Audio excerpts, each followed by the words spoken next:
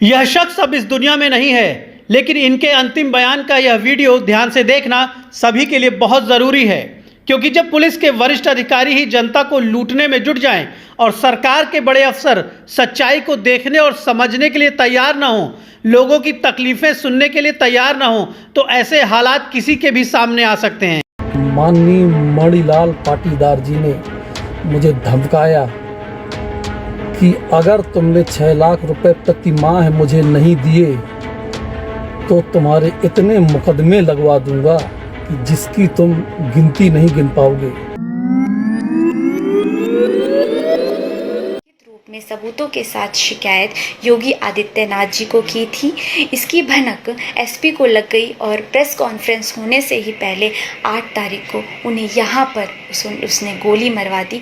बड़े बड़े माफिया अपराधियों को घुटनों पर लाने वाली उत्तर प्रदेश की पुलिस एक हत्यारोपी आईपीएस के आगे क्यों खुद घुटनों पर नजर आ रही है? व्यापारी इंद्रकांत तिवारी हत्याकांड के आरोपी महोबा के तत्कालीन एसपी मणिलाल पाटीदार 23 महीनों बाद भी क्यों है फरार? जिस यूपी पुलिस ने विकास दुबे और उसके करीबियों को एनकाउंटर में मार डाला, दुबे परिवार की महिलाओं को भी जेल में डाल दिया, अतीक अहमद और मुख्तार अंसारी जैसे माफियाओं को कानून का पाठ पढ़ा दिया, पड़ोसी के झगड़े में श्रीकांत त्यागी पर गैंगस्टर और बुलडोजर एक्शन का कहर भरपा दिया, वही यूपी पुलिस इंद्रकांत तिवारी के परिवार को बर्बाद करने वाले, खाकी वर्दी को कलंकित करने वाले 1 लाख के इनामी आईपीएस मणिलाल पाटीदार के आगे लाचार क्यों है?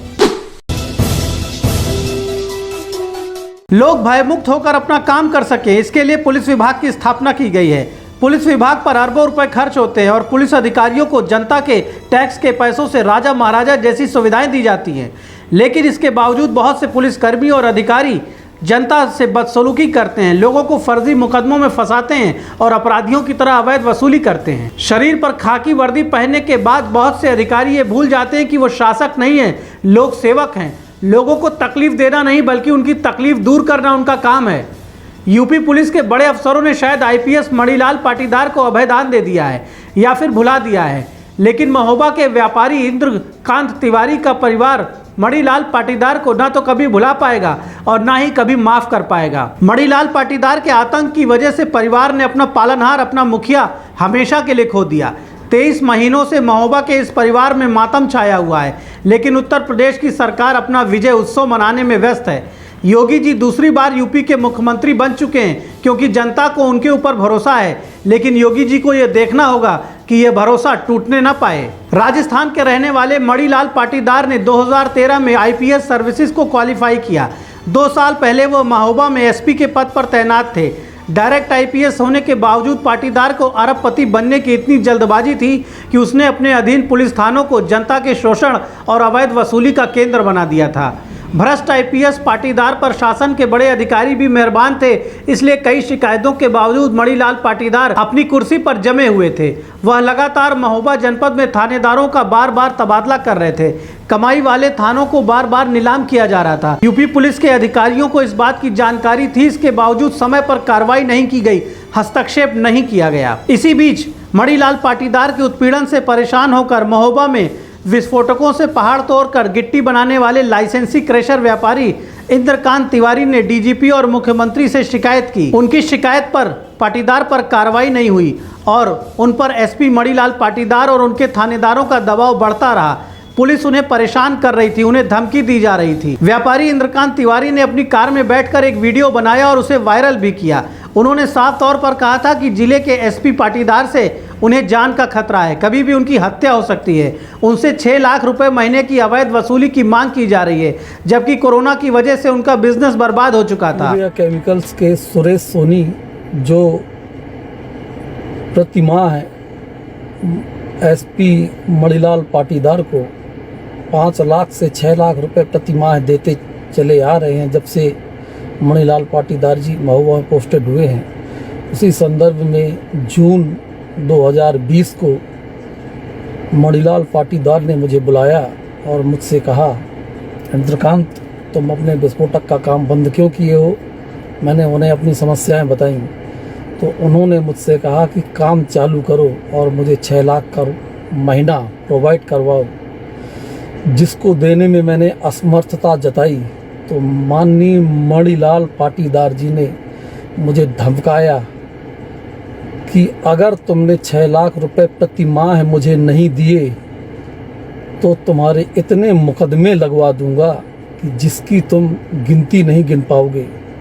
वह तुम्हारे परिवार के खिलाफ इतने मुकदमे लगवा दूंगा कि तुम गिनती नहीं गिन पाओगे और सारे मुकदमे फर्जी होंगे।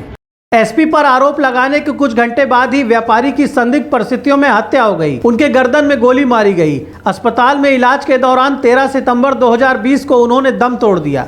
इतनी बड़ी घटना के बाद भी यूपी पुलिस के बड़े अफसरों ने मणिलाल पाटीदार को गिरफ्तार करना जरूरी नहीं समझा। लोगों को समझाने के लिए कहा जाता है कि कानून सबके लिए बराबर है, लेकिन हकीकत यह है कि देश में कानून का असर कमजोर और ताकतवर पर अलग अलग दिखाई पड़ता है। मीडिया की चर्चा के बाद सरकार ने अपनी नाकामी छिपाने के लिए एसपी पाटीदार को निलंबित कर दिया। उनके खिलाफ केस भी दर्ज हुआ। अब उन्हें बर्खास्त करने की बात कही जा रही है, लेकिन उन्हें आज तक गिरफ्तार नहीं किया गया। इस सवाल का जवाब अभी कोई नहीं दे पा रहा है। महोबा के तत्कालीन एसपी पाटीदार के खिलाफ 1 लाख रुपए का इनाम घोषित करके उन्हें भगोड़ा अपराधी घोषित कर दिया गया है, लेकिन 1 लाख के इनामी आईपीएस को उत्तर प्रदेश पुलिस के 2.5 लाख जवान और हजारों अधिकारी मिलकर पिछले 23 महीने में गिरफ्तार नहीं कर पाए, जबकि उसी आईपीएस की वजह से एक व्यापारी का पूरा परिवार बर्बाद हो गया। पाटीदार के खिलाफ कार्रवाई के लिए शासन ने एक एसआईटी का भी गठन किया था।